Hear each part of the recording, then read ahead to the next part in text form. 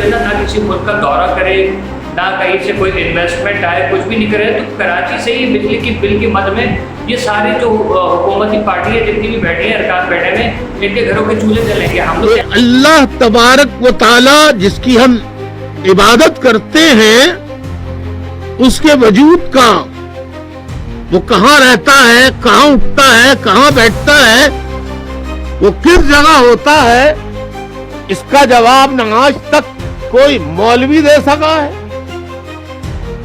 न कोई मजहब दे सका है और न दे सकेगा। मुर्गी के अंडे से 21 दिन के बाद बच्चा निकल आया, लेकिन उनके किसी मंसूबे से कोई बच्चा नहीं निकला। बिस्मिल्लाहिर्रहमानिर्रहीम, अस्सलाम वालेकुम, मैं हूं सैयद शहरियार अली नकवीर, आप लोग देख रहे हैं नकवी रिपोर्ट्स। दोस्तों, अल्ताफ हुसैन साहब की तकरीर के कुछ क्लिप्स आप लोगों ने सुने और उसके बाद जो है एक क्लिप मैंने आपको सुनाया फारूक सत्तार साहब का, ठीक है।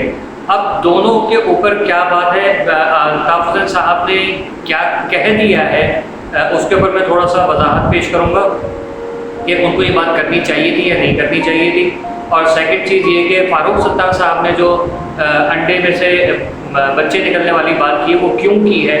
आप लोगों से रिक्वेस्ट है, वीडियो को पूरा ज़रूर देखिएगा ताकि आप लोगों को मेरी बात समझ में आ जाए, ठीक है। और पसंद है तो लाइक करके शेयर ज़रूर कर दीजिएगा। चैनल पर नए हैं सब्सक्राइब करके बेल आइकन दबा के ऑल पे क्लिक कर दीजिएगा। टिकटॉक पर है तो फॉलो ज़रूर कीजिएगा और कमेंट सेक्शन में अपनी राय साझा दोनों जाने कीजिएगा लाजमी तौर पर। अब आते हैं सबसे पहले तो अल्ताफ हुसैन साहब की बात को बाद में वो करते हैं, पहले कराची के हवाले से थोड़ा सा इम्पोर्टेंट है, उसके ऊपर मैं बात करूँगा कि ये जो फारूक सत्तार साहब ने कहा है कि इतना अरसा हो गया इनकी गवर्नमेंट ने आज तक कोई काम किया नहीं है।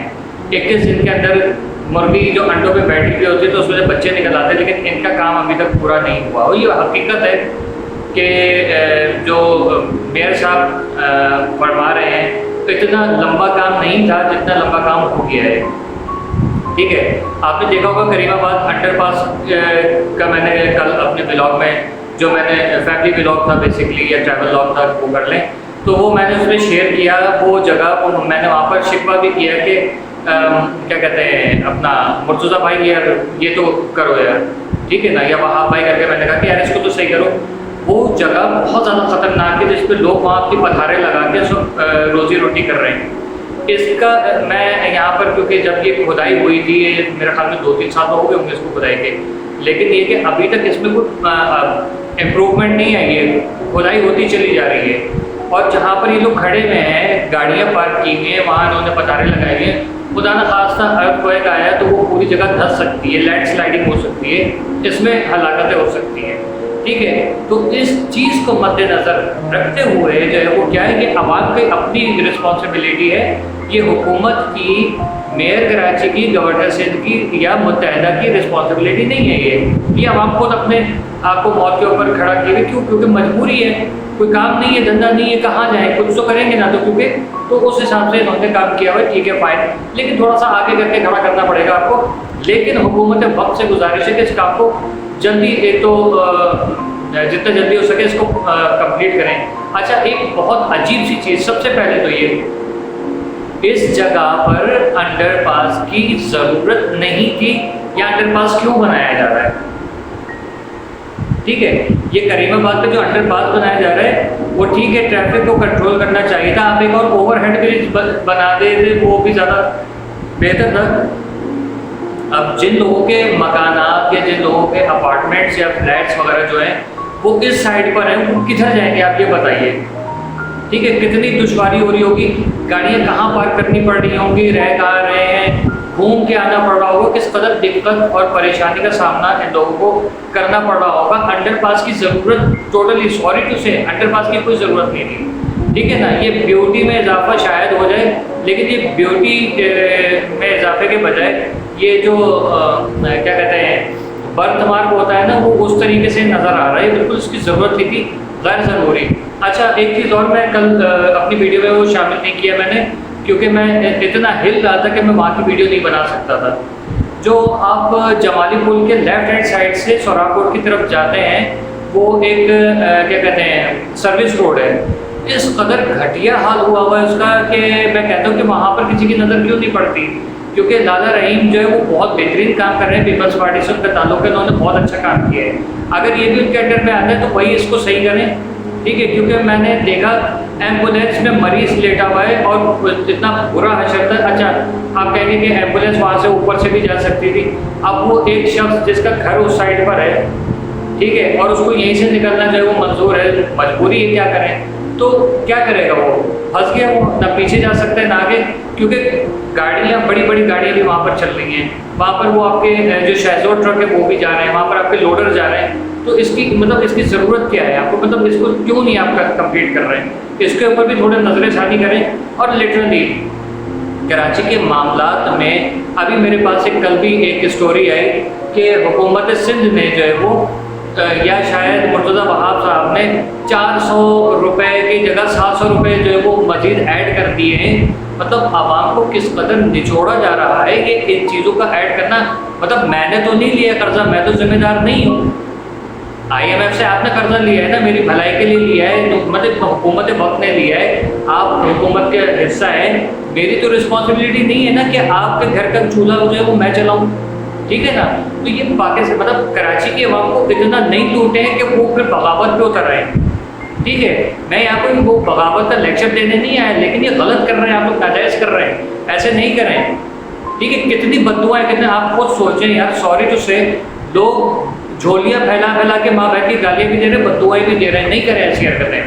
حکومت سندھ کو اس کے اوپر جو ہے نا وہ اپنی یہ جو کام ہے نا اس کو فوری طور پر ختم کریں. یہ ختم کرنا پڑے گا ان کو. کیوں؟ کیونکہ عوام کو بجلی کی مد میں اس قدر لوٹا جا رہا ہے کہ مطلب اگر ہمارا حکومت جو ہے نا کسی ملک کا دورہ کرے، نہ کہیں سے کوئی انویسٹمنٹ آئے، کچھ بھی نہیں کرے، تو کراچی سے ہی بجلی کی بل کی مد میں یہ ساری جو حکومتی پارٹی ہے جتنی بھی بیٹھی ہیں، ارکان بیٹھے ہوئے، ان کے گھروں کے چولہے جلیں گے. ہم لوگ کیا اس لیے پیدا ہوئے ہیں کراچی والے؟ یہاں پر صرف کراچی سے مراد میرے مہاجروں کی بات نہیں ہے، سب یہاں کا پٹھان بھی، یہاں کا سندھی، بلوچی، سرائکی، پنجابی، سب لوگ جو ہیں وہ تنگ آئے ہیں بھائی. کشمیری بھی، بنگالی بھی، ٹھیک ہے، اردو بولنے والے، میمن لوگ، سب لوگ جتنے بھی گجراتی وغیرہ جو کچھ بھی یہاں پر ہیں، یہاں کما رہے ہیں، یہاں رزق حلال کمانے کے لیے ہیں. ہم لوگ اس لیے تھوڑی ہے یار کہ ہم پاکستان میں آ کے ایسا لگ رہا ہے کہ جیسے ہم نے غلطی کر دی یہاں پر پیدا ہو گیا. اس طریقے سے ہم لوگوں کو لوٹے جا رہے ہیں. بند کریں بھائی، عوام کو جینے دیں، بددعا نہیں سمیٹیں، اس سے پہلے ہائے لگ جائے. یہ بہت زیادہ ناجائز کر رہے ہیں آپ. اور صحیح کہا ہے کہ 21 مطلب آپ 17 سال ہو گئے آپ کی حکومت کو، آپ لوگوں نے کوئی کام کر کے نہیں دیا پیپلز پارٹی نے. ٹھیک ہے، اگر کچھ کیا بھی ہے تھوڑا بہت، تو وہ تھوڑا بہت جو ہے نا 17 سال کے آپ ایوریج لگائیں نا تو اٹ از 0.008% بھی نہیں بنتا. ٹھیک ہے، یہ کوئی کام نہیں ہے. پلیز نہیں کریں، عوام کو جینے دیں. اچھا بات ہے الطاف حسین صاحب کے اوپر. الطاف حسین صاحب نے کہا ہے کہ وہ اللہ کیسا دکھتا ہے، لوگ ایسے سوال کرتے ہیں ویسے سوال کرتے ہیں، اور وہ کسی نے اپنی مرضی سے کہہ دیا کہ دل میں رہتا ہے، کسی نے کہا مسجد میں، کسی نے کہا خانہ کعبہ میں، کسی نے کہا وہ نور ہے، وہ 7ویں آسمان پر ہے. تو آج تک کوئی نہیں بتا سکا ہے، اور اللہ نے عوام نے، مولویوں نے اللہ کو وہ بنا دیا جو وہ ہے ہی نہیں. یہ باتیں جو کی ہیں نا، مجھے اس پہ بڑا مجھے عجیب سا لگا. میں نے کہا یار کتنا مطلب میں الطاف حسین صاحب کو ایک خالی سیاست دان نہیں بلکہ ایک مفکر کے طور پہ بھی سنتا ہوں.